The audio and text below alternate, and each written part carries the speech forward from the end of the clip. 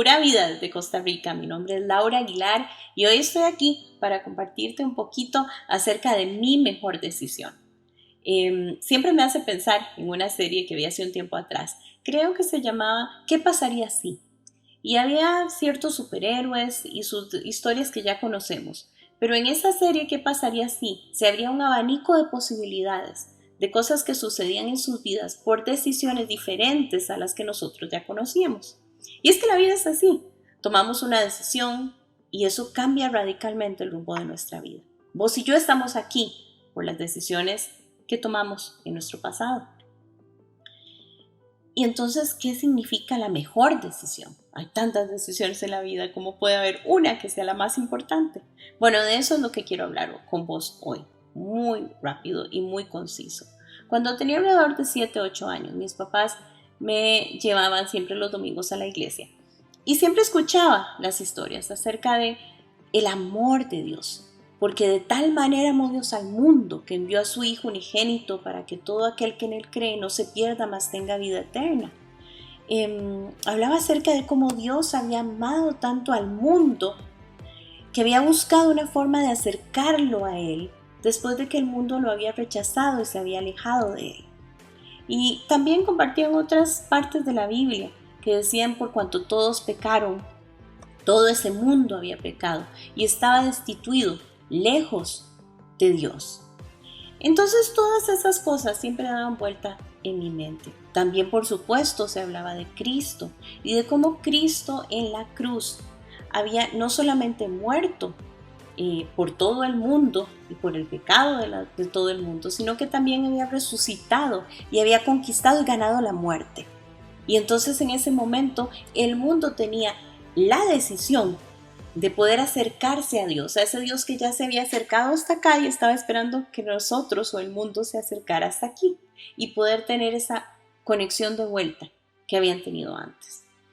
Todo esto lo había escuchado y lo escuchaba domingo a domingo a domingo, como tal vez vos ya has escuchado muchas veces esta historia. Pero había algo que todavía no entraba en mi mente. Recuerdo que hubo un domingo que unos extranjeros fueron e hicieron una obra de teatro en la iglesia. Y entonces, en ese momento, por la forma en que lo hicieron, pude comprender que era yo. Ya no era el mundo, era yo, Laura, la que necesitaba esa salvación. Era yo, Laura, la que estaba alejada. Era yo, Laura, la que necesitaba abrir manos, recibir ese regalo y esa salvación que solamente Cristo podía dar, porque yo no podía hacerlo por ninguna obra que yo pudiera hacer, menos a mis 7 o 8 años, llegar a ganar el cielo de alguna forma. Y recordé entonces en ese momento un montón de pasajes de la Biblia que me habían dado.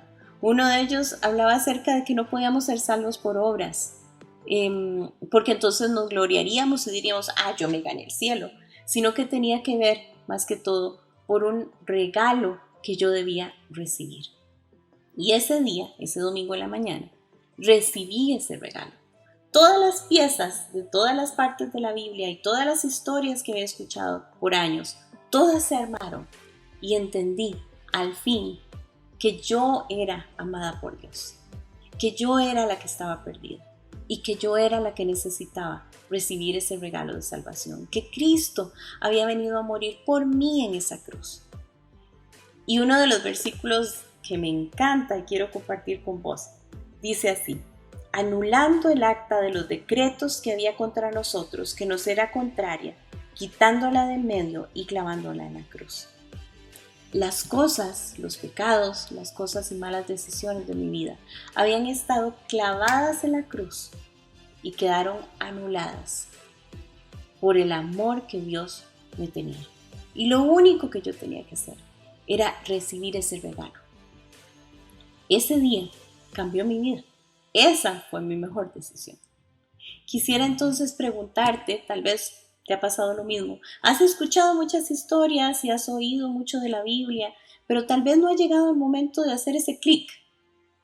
Puede ser hoy, puede ser este momento, en que entendás que el asunto es con vos, que no es una religión, que no es una iglesia, sos vos y Dios, y podás recibir ese regalo que Dios te quiere dar.